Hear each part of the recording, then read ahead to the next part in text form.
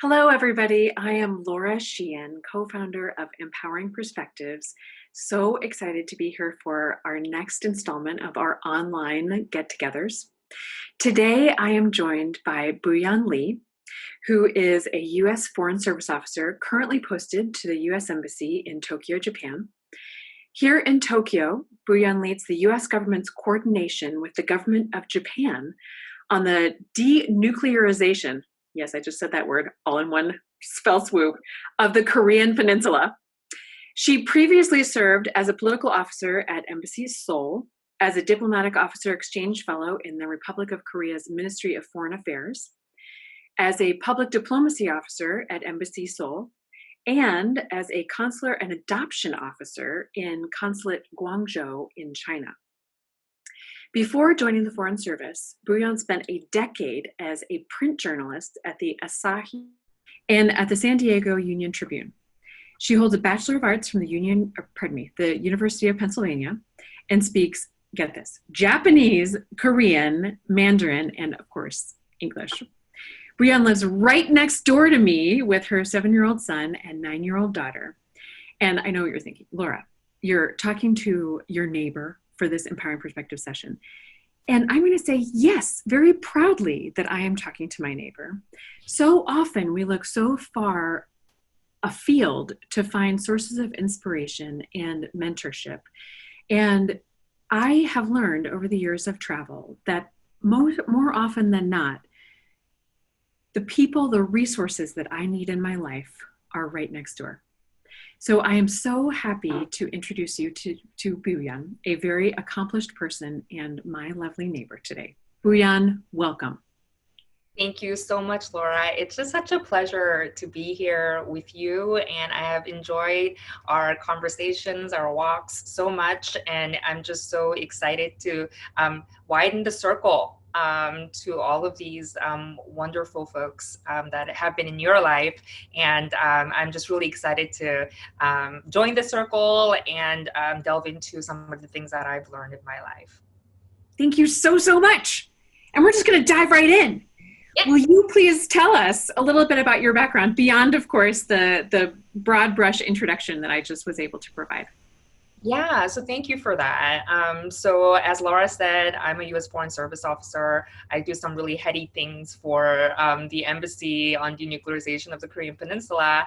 But I can say that in addition to that, I am Korean American. I'm an immigrant, and I was raised in Arizona by a really courageous single mom with my 2 sisters.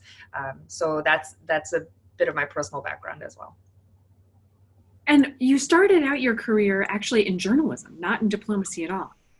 I did, and when I see these college students, and all the conversations that I might have with them, I'm actually really intentional, because it could just be one little thing that might spark their interest in something. And for me, I don't know how I got a hold of this commencement address at Columbia, and I wasn't at Columbia, but they were talking about breaking down the word journalism, and jour being the root of that word, meaning day, right? And that being a journalist kind of is like catching a bug, and it's just this calling to record history. And as a young reporter, I love the idea of standing on the sidewalk of humanity and recording whatever is unfolding before me. But it really is true, because 100 years from now, when people want to know what happened in Tokyo, they'll go back and in the archives or library or whatever, and the first thing they'll pull up is a newspaper clipping. So this whole idea of recording history seemed really grand to me, and I couldn't believe that they were paying me to do this. So I did that for about 10 years. And what then inspired the transition from journalism to diplomacy? Because they are seemingly very, very different. Yeah, they are. But in fact, the skill sets are the same, because as a journalist, you have to say, remember the contents of a meeting without the benefit of your notes. You have to build your trust with your source, or in our case, with your interlocutor, so completely so that they volunteer information to you.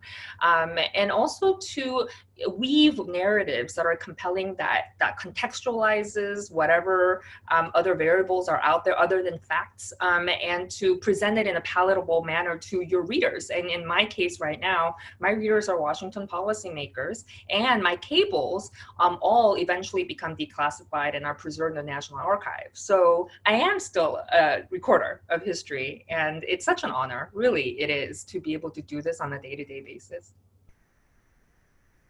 How would you say that your upbringing has affected your approach to life, both professional and personal? I mean, having been an immigrant and now a diplomat representing the United States, how does that come into play? Yeah, so I had a kind of a typical Korean American upbringing, very Asian in terms of like your education is like your ultimate goal, and I think the value of education, the value of excellence in my household, by my single mom who was just working very hard and trying to provide this education for us, was really a driver in my life, and I think that really did shape my work ethic. So I've been called a force of nature before, when I was running a cabinet member's media schedule. Last summer, when I was running the Osaka G20 summit, and it's the plenary for our president, the ambassador called me someone who can solve the Rubik's Cube in the dark, right? And I was like, oh, that actually is an apt a portrayal of a diplomat on the ground trying to run a summit.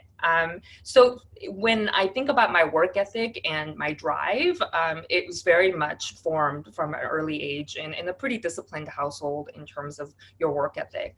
But the good thing about this question of upbringing, wonderful thing about it is that, you never stop growing, right? And my biggest growth as an individual happened a few years ago when my marriage dissolved. And it was a really, really difficult period in my life, based on choices that were not my own. The marriage dissolved, not based on my choices, but someone else's choices, but it would be my choice on how I would rebuild my life and how I would turn that experience of loss and humiliation, and grief into growth. And so for me, I mean, during that time, I struggled to trust my own judgment, or to even believe in my worth again, because I had idealized my marriage and my family and had lost so much. But I slowly came to a realization that the great leaders of our generation, all the leaders that I admire in life, became who they are because of these fantastic failures and terrible losses that they overcame. So it's taken me a few years, but I am very proud of my little family, and I'm also proud of my journey in overcoming the internal stigma of single motherhood, and I'm really thriving as a single working mom, and the day-to-day that comes with that. It is so hard to be a mom and to be Yeah. a single mom in the kind of high profile position in which you are now is amazing. In addition to that surprising transformation that you've made internally, Mm. what would you say has been the most surprising or rewarding Mm. aspect of your career so far? Yeah, I mean, it's people say there's a dream job out there for you. And maybe it's because my expectations were fairly low coming into the foreign service, because I'd already worked in private sector for 10 years, and I knew that there would be no dream jobs out there that's perfect, that you're happy all the time in. But for me, I do, there are moments, too many moments in my career where it just was mind-boggling that I couldn't believe I was living it. So there was one time, I was an adoption officer in Guangzhou. I was expediting this particular family's visa. And I was looking at the files and realized that the child was critically ill. She had a congenital heart disease. She was a 14-month-old with a motor skill of an 8-month-old, too many kids in a crib growing up. I mean, a really horrible condition. The parents really wanted to get her to GW in Washington as soon as possible for surgery. It usually took a couple weeks to process these visas and swear these families in. I did it within days, sent this family off, but I just remember that encounter. And about a year later, I got a little postcard with a picture of her in the pool with her family and her brothers and sisters, and that was just such a uplifting moment for me. And last year, in Seoul, I was a part of this group effort to evacuate American citizens out of a war-torn Yemen, and we literally held open the skies because Yemen was under Saudi air attack, and we told them what the car looked like, what the license plate is. There were little kids in that car, and somehow they got the message not to bomb that strip for this amount of time that they would be speeding across 90 kilometers per hour, and to holding my breath while they were going through the checkpoints, and to learn that they were safe, that they were able to get out. And, of course, there was the work of getting the UN chartered flight for them to get out, because anybody with a US passport would have gotten kidnapped. But at the end of the day, to be sitting half the world away, but to be able to be a part of that effort to save this family was just so rewarding for me. And of course, as a cable writer, right, as a political officer I do a lot of analysis, and sometimes you're just in a dark room trying to figure stuff out and trying to pull together a groundbreaking analysis for policymakers. And one day in Washington, when watching TV, seeing that policymaker quote my cable to the press, it's really rewarding. So I do journal about those things. I do remember those times when I really do feel like I make a difference, because there are times when you feel like you're paper pushing. You wake up, you make yourself a cup of coffee, you go in there, you draft a couple memos, you come home, you don't think like you're making a difference. But overall, I feel like representing my country in this way has been a dream come true for me. And so many of those things that you and other diplomats do don't get recognized publicly. No, nobody knows about this by Right. it never made it to the press, but it's okay. Yes. Well, and that, I guess, brings up the next question that was on my mind. And traditionally, of course, the diplomatic corps has been primarily comprised of men, and it is rapidly changing over these years. But how has it been for you as a woman in your career, and your hidden successes, the full gamut? How has that been for you?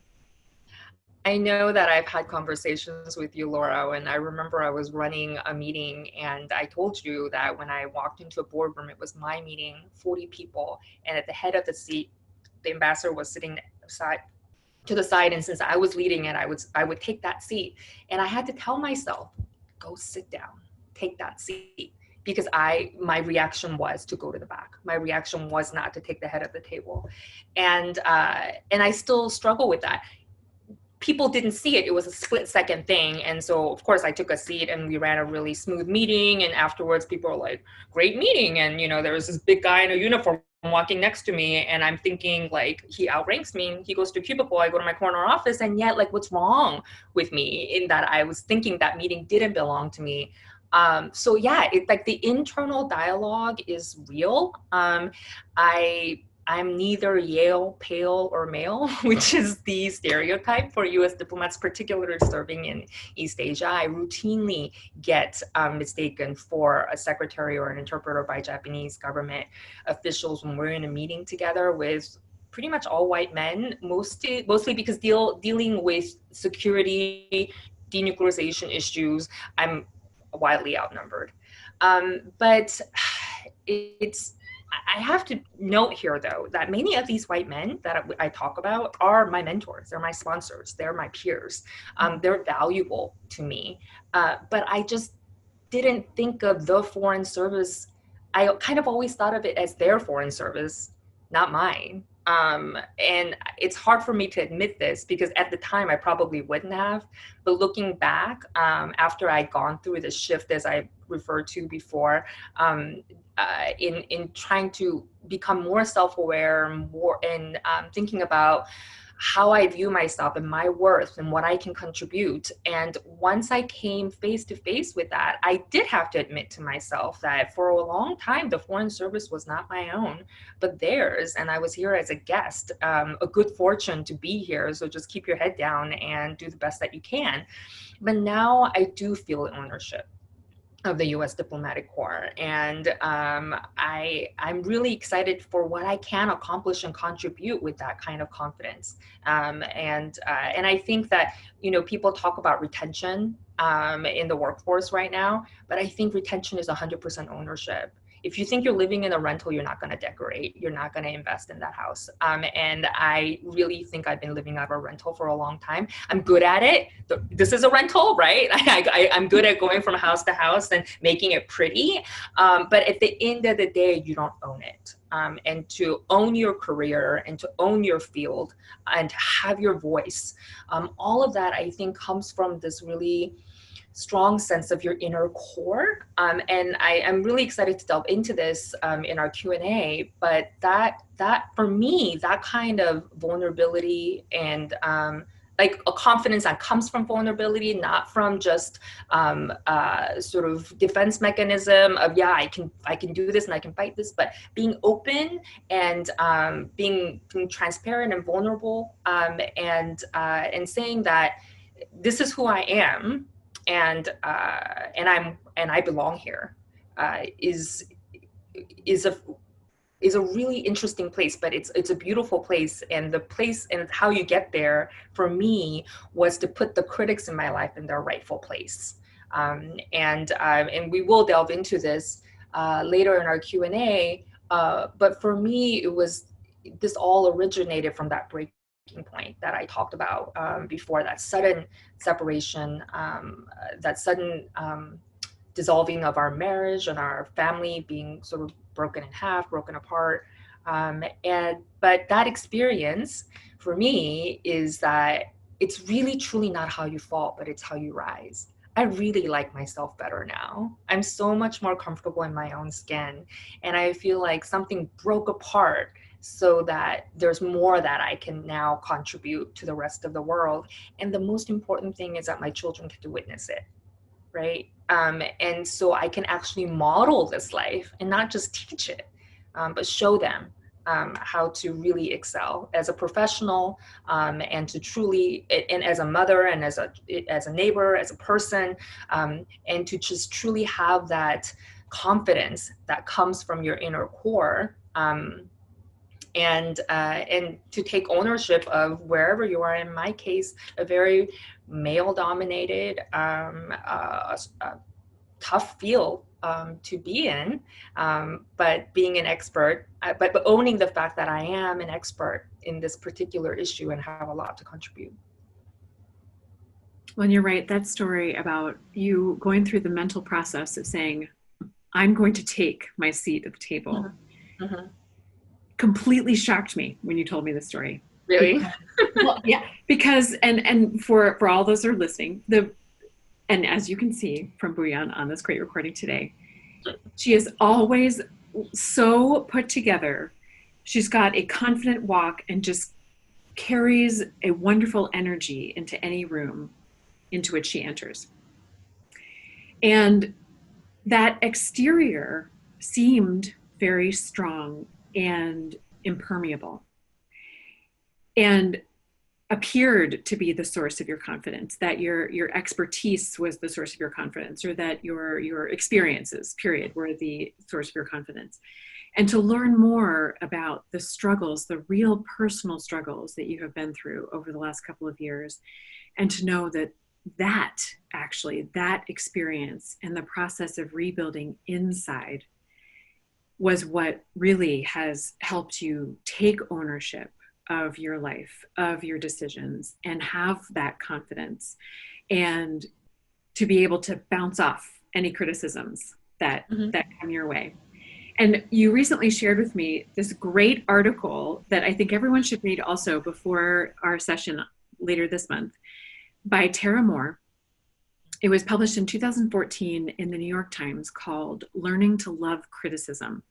And in the article, she had this beautiful, not beautiful, striking image Yeah. of the two words allowed, A-L-O-U-D, Yeah. and allowed, A-L-L-O-W-E-D. Yeah. And to hear more later this month about how you, as a strong woman, and stating your opinion, going in and delivering the knowledge that you do have, is often met with this unexpected criticism Yeah. because it's that conflict between allowed and Yeah. allowed. Right. Right. And to in juxtapose that reality to sort of like this, I was always just a good kid in her Mary Janes, and I just wanted to get my straight A. And if I just, have like a perfect paper or math equation or whatever, and the teacher would give me a straight A, 2 thumbs up. And I just wanted to get a gold star wherever I went.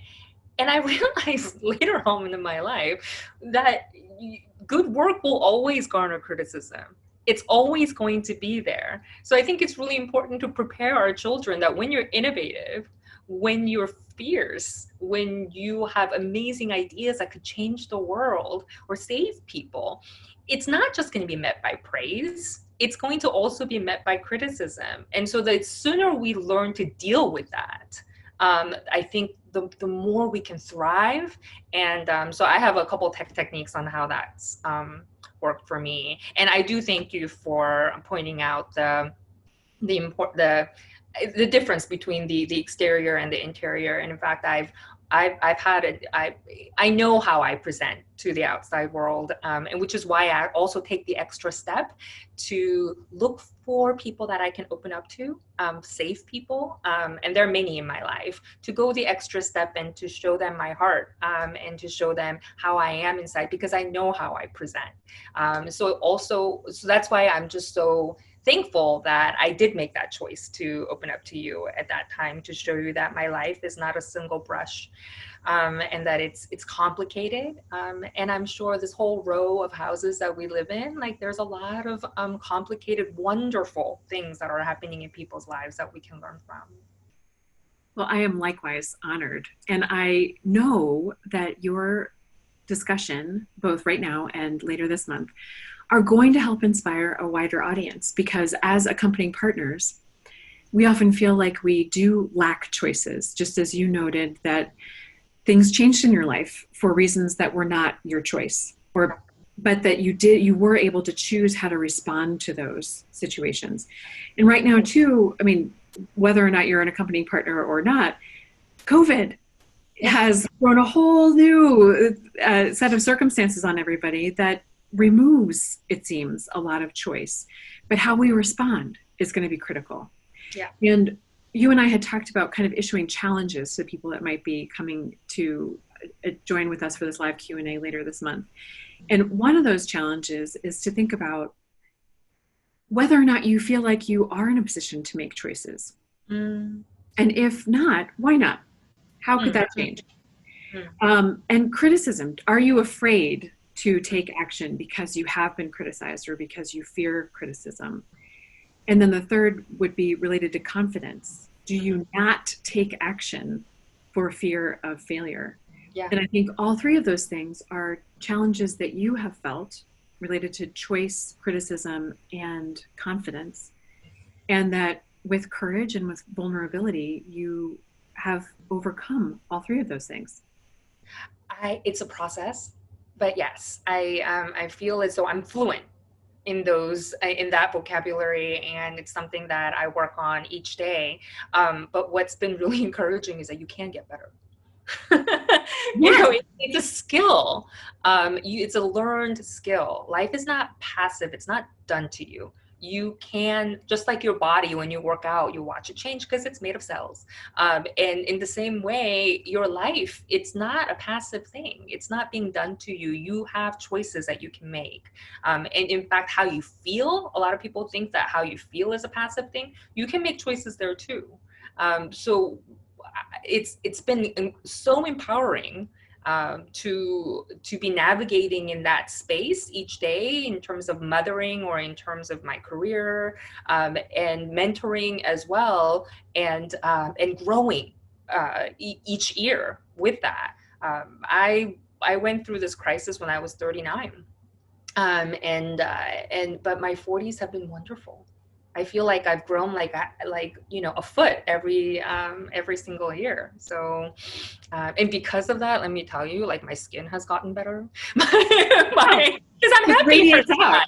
I mean, like I like myself more, and I think that like I have grown physically and I have grown internally because I've made a choice. I've chosen to deal with those concepts on a day-to-day basis and grow through it. And no time like the present.